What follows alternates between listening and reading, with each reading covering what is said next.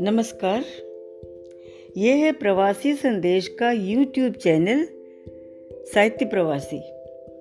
मैं छाया वर्मा आज आपको सुनाने आई हूँ अपनी ही लिखी एक छोटी सी कहानी जिसका शीर्षक है माली।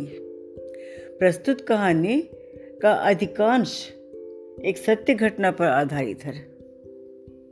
तो सुनाती हूँ आपको कहानी। बड़ी बेटी पापा की लाडली थी और छोटी माँ की। यूं तो दोनों बेटियां अम्मा और पापा दोनों की दो आंखें थी, ऐसा पापा और अम्मा कहते थे। सच्ची कहते होंगे, लेकिन वही जरा सा बाल बराबर फर्क तो था ही। नतीजा, छोटी हमेशा माँ के साथ चिपकी रहती और बड़ी अक्सर कभी ड्राइंग रूम में, कभी डाइनिंग टेबल पर और कभी बाहर गार्डन में बैठकर पापा के साथ डिबेट कर रही होती। विषय कभी राजनीति, कभी विज्ञान, कभी इतिहास, कभी भूगोल और कभी कभी तो कोई फिल्म। बड़ी बेटी पढ़ाई में होशियार थी। उस पर नाज था उसके पापा को। उसने बोर्ड की परीक्षा प्रथम श्रेणी में उत्तीर्ण की थी। उस दिन उसके पापा जमीन पर चलते हुए नहीं, आसमान में उड़ते हुए नजर आए थे। यह कहानी 1960 के दशक की है। तब प्रथम श्रेणी में पास होना बड़ी बात मानी जाती थी। 75% में डिस्टिंक्शन मिलता था और ये एक बहुत बड़ी उपलब्धि मानी जाती थी। आज की तरह 90-95% तो गणित में भी मुश्किल से मिलते थे, शायद ही किसी को। इसलिए बिटिया की प्रथम श्रेणी ने उन्हें निहाल कर दिया था। अब उन्हें बेटी को आगे पढ़ाना था, लेकिन श्रीवास्तव साहब ऐसी जगह पोस्टेड थे जहां लड़कियों का अलग कोई कॉलेज नहीं था और लड़कों के कॉलेज में पढ़ाना नहीं था। लिहाजा उन्होंने पटना के एक नामी वीमेंस कॉलेज में बिटिया का नाम लिखवा दिया। और एक दिन अपने सारे सामान के साथ अम्मा और बहन को रुआसी छोड़कर अपने आंसू रोकती हुई पापा के साथ कार में बैठकर हॉस्टल के लिए निकल पड़ी, वो धड़कते दिल के साथ। चेहरे पर हवाई स्पष्ट नजर आ रही थी। करीब 1-1.5 घंटे के बाद श्रीवास्तव साहब ने एक मित्र के मकान के सामने गाड़ी रुकवा दी और बेटी से कहा, आजा बेटा, कुछ देर यहाँ रुककर फिर चलते हैं। पापा को याद था कि उनकी बेटी को कार से लंबा सफ़र सूट नहीं करता था, तबीयत बिगड़ने लगती थी। रामावतार चाचा पापा को ड्राइंग रूम में ले गए और पास खड़े बेटे से कहा, बेटा, ये श्रीवास्तव चाचा की बेटी हैं, इसे अंदर ले जाओ माँ के पास। लड़के के पीछे बिटिया चल पड़ी। वो इसे बेडरूम में ले गया, पलंग पर बैठने को कहा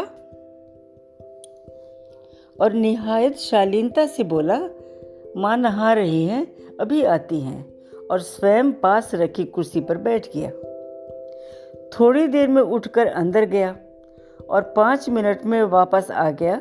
इस बार वो हाथ में ऑरेंज स्क्वैश का ग्लास लिए हुए था।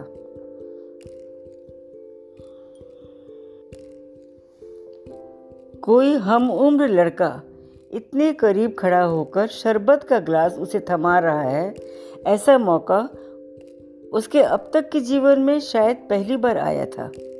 लड़के ने चुपचाप ग्लास थाम लिया, लेकिन उसका दिल नॉर्मल से कुछ तेज धड़कने लगा था। नजरें मिली तो लड़का मुस्कुराया हौले से। लड़की को भी मुस्कुराना पड़ा, वरना वो सोचता कि कैसी असभ्य लड़की है। तभी लड़के की माँ आ गई। बड़े प्यार से बातें की, अम्मा के बारे में पूछा, बहन के बारे में पूछा। इस बीच लड़का पास आकर खाली ग्लास ले जाना नहीं भूला। फिर पापा ने आवाज़ लगाई तो बेटी बाहर आई और चाचा चाची को प्रणाम करके उड़ती नज़र लड़के पर डालकर गाड़ी में जाकर बैठ गई। पापा के बैठते ही गाड़ी चल पड़ी। लड़की ने पलट कर देखा तो लड़का सबसे पीछे खड़ा देख रहा था, शायद उसी को। तब से कई बार हॉस्टल से घर और घर से हॉस्टल आती जाती हुई उस घर के सामने से गुजरी। हर बार नजरें स्वतः ही उस मकान की ओर उठ गई, पर वो लड़का कभी नहीं दिखा। याद किया करती थी वो अक्सर हाथ में ग्लास थामे उस शर्मीले लड़के को, किंतु ये सोचकर दिमाग को एक झटका दे देती थी कि पता नहीं वो भी उसे इतना ही याद करता होगा या नहीं। 4 वर्ष बीत गए। अब वो बीए फाइनल की परीक्षा देकर हॉस्टल से हमेशा के लिए घर वापस जा रही थी। रास्ते में पापा से बातचीत भी होती रही। पापा ने कहा, रामावतार चाचा के बेटा भी इंजीनियरिंग की फाइनल परीक्षा देकर वापस आ गया है। अच्छा, बिटिया ने कहा, मुझे कुछ कुछ याद है पापा, तब वो छोटा था। तू भी तो छोटी थी, हम 4 साल पहले आए थे।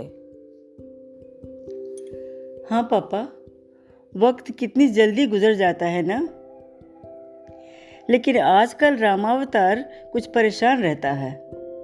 क्यों, क्या हुआ पापा? अरे वो एक कायस्थ की बेटी को पसंद करता है और शादी उसी से करना चाहता है, लेकिन लड़की के माँ बाप तैयार नहीं है। क्यों, क्या बुराई है लड़के में? पापा, जहाँ तक मेरा विचार है, लड़का इंजीनियर है, अपना मकान है, संपन्न माता पिता है, गांव में भी अच्छी खासी संपत्ति है, और क्या चाहिए? कुछ लोग ना पापा अजीब होते हैं। लेकिन एक कमी तो है ना बेटा, लड़का कास्ट जो नहीं है, दूसरी जाति में शादी करना नहीं चाहते होंगे। दूसरी जाति? कम ऑन पापा, ये जाति क्या भला है? इंसान होना क्या काफी नहीं है? मुझे मिलाओ उन लोगों से, 2 मिनट में समझा दूंगी। पापा हंस पड़े और प्यार से बिटिया की ओर देखते हुए बोले, अरे तो तू क्यों परेशान हो रही है? क्यों इतनी एक्साइटेड हो रही है? बेटा, उनका मसला वो जाने। फिर उन्होंने फलों की दुकान के आगे गाड़ी रुकवा दी। ड्राइवर को कुछ पैसे दिए और कुछ हिदायत। ड्राइवर नोट लेकर चल पड़ा। इतने सारे फल और मिठाइयाँ क्यों पापा? बिटिया ने हैरानी से पूछा। जरा रामावतार के घर चलते हैं बेटा, कुछ आराम हो जाएगा। आधे फल और मिठाइयाँ उसके लिए और आधे अपने लिए, श्रीवास्तव साहब ने बिटिया को समझाया। दोस्त के घर पहुंचकर उन्होंने फल और मिठाई दोस्त को थमाते हुए उल्लास में कहा, मुबारक हो समधी जी, तैयारियां शुरू करो। समधी जी? रामावतार चाह के? अरे तो क्या बात पक्की?